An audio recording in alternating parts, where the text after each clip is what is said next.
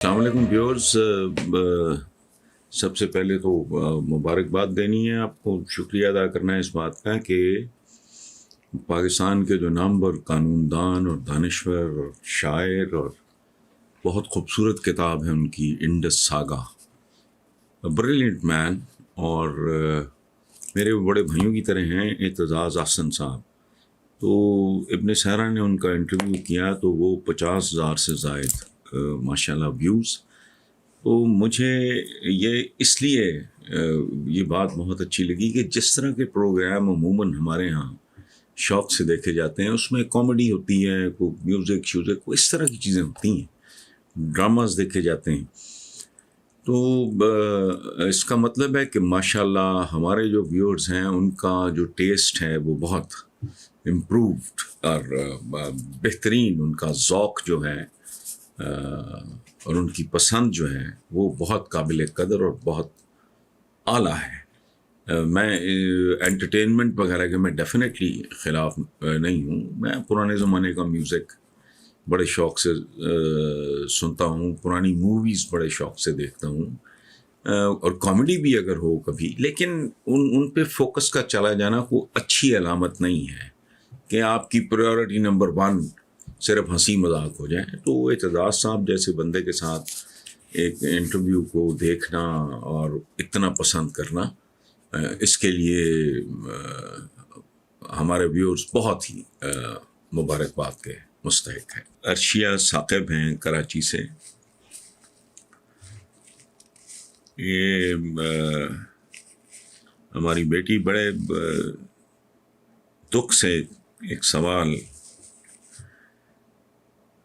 कहती हैं, कल इंडिया में एक बाहिजाब लड़की मुस्कान खान ने बहादुरी से इंतहा पसंद हुजूम का अकेले मुकाबला किया, जो शायद आपकी नज़रों से भी गुजरा होगा। बुनियादी सवाल ये है कि क्या हिजाब में लिपटी औरत दर्जनों आवारा कुत्तों के सामने अल्लाह अकबर कहने के बाद औरत नहीं रहती? क्या बेगैरत ब्रिगेड के सारे वुमेन राइट्स लफ्ज़ इस्लाम की शुरुआत पे ही दम तोड़ जाते हैं? कहाँ गए हमारे ह्यूमन राइट्स के चैम्पियंस और हुकूक के निस्मा के औरत मार्च वाले दाई? बेटा, पहली बात तो ये है कि मैंने ये ख़बर अखबारों में देखी, चूँकि मैं सोशल मीडिया वगैरह कतन नहीं देखता, और सोशल मीडिया क्या, मैं टीवी भी बहुत कम देखता हूँ। और जहाँ तक आपके सवाल का ताल्लुक़ है, तो जो मर्द औरत की इज्जत नहीं करता उसे किसी माँ ने नहीं जना होता,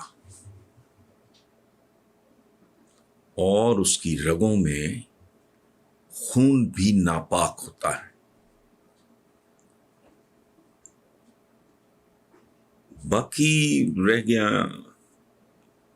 ये ह्यूमन राइट्स के चैंपियंस, तो आपके शायद इल्म में हो, मैं तो साल हर साल से इन लफ्ज़ों का, वेस्ट से आए हुए इन लफ्ज़ों का मजाक उड़ाता हूँ। उसकी वजह ये है कि ये बात इन अक्ल से पैदल लोगों को समझ नहीं आती कि ह्यूमन राइट्स के लिए ह्यूमन होना ज़रूरी है। पहली बात, इंसानी हुकूक इंसानों के होते हैं, भेड़ियों के नहीं, आवारा कुत्तों के नहीं, एक बात। और जहाँ तक आपने कहा ना हुकूक निस्वां के, औरत मार्च वाले, और वो ये वो क्राउड है, मेरा जिस्म मेरी मर्जी, खुदा की पनाह, इनके दिमाग शल हो चुके हैं, या ये बिल्कुल ट्रैक से उतर चुके हैं। आज़ादी है, पागल होने की भी आज़ादी है, अहमक होने की भी आज़ादी है, और NGO से माल बटोरने की भी आज़ादी है। मेरा जिस्म मेरी मर्जी, ये मुझे किसी लतीफ़े से भी गया गुजरा, ये टर्म या कह लो आप स्लोगन। मेरी पैदाइश मेरी मर्जी की नहीं, मेरा जेंडर मेरी मर्जी का नहीं, कि मैंने औरत के तौर पे पैदा होना कि मर्द के तौर पे पैदा होना। माँ बाप मेरी मर्जी के नहीं, जिस मजहब में मैं पैदा किया गया वो मेरी मर्जी का नहीं, बहन भाई मेरी मर्जी के नहीं, मुल्क मेरी मर्जी का नहीं, माशरा मेरी मर्जी का नहीं, मेरा कद काठ रंग रूप मेरी मर्जी का नहीं, मेरा फहम तदब्बर हिकमत बसीरत मेरी मर्जी की नहीं। तो पता नहीं, आई डोंट नो, इनकी कोई लॉजिक होगी डेफिनेटली, कुछ भी नहीं। हम इंसान बुनियादी तौर पे जबर और इख्तियार के दरमियान पेंडुलम की तरह डोलते रहते हैं जिंदगी भर। और जबर और इख्तियार भी कोई अजीब व गरीब मसला है। एक बच्चा जो नौशकी में पैदा होता है, वो पैदा होते ही जिंदगी भर की 99% बाजी हार गया होता है। जो बच्चा स्कैंडिनेविया में पैदा होता है, वो पैदा होते ही 99% बाजी जीत गया होता है। हम लोगों ने अजीब व गरीब तरह के मुहावरे घड़े हुए हैं। जिंदगी मौत अल्लाह के हाथ, बिल्कुल अल्लाह के हाथ, लेकिन आपको उसका मतलब नहीं पता आप क्या कह रहे हो। स्कैंडिनेविया में एवरेज उम्र, औसत उम्र कितनी है? हमारे यहाँ कितनी? उनके यहाँ लिटरेसी रेट, शरह खानगी कितनी है, हमारे यहाँ कितनी है, या वेस्ट में कितनी है? बाकी वेस्ट की बात कर लेते हैं। तो भाई ये इसी तरह का बेटा सिलसिला है। ये ह्यूमन राइट्स की अकल नहीं है इनको। ह्यूमन होगा तो उसके राइट्स होंगे, डेफिनेटली होंगे, होने भी चाहिए। और अगर वो इन ह्यूमन है, ये जो मासूम बच्चों के साथ और ये और वो, ये इस तरह की मकरूहात, इनके को राइट्स हैं। इस मुल्क के तो बेशुमार बंदे ऐसे हैं जो बुनियादी तौर पे फायरिंग स्क्वाड्स के केसेस हैं। बहरहाल यही हाल, मेरा जिस्म मेरी मर्जी हो, क्या जिस्म तेरा और क्या तेरी मर्जी। तो कीड़ों ने खाना है। अगर तू हिंदू औरत है तुझे जला दिया जाना है, मुसलमान है ईसाई है उसे दबा दिया जाना है।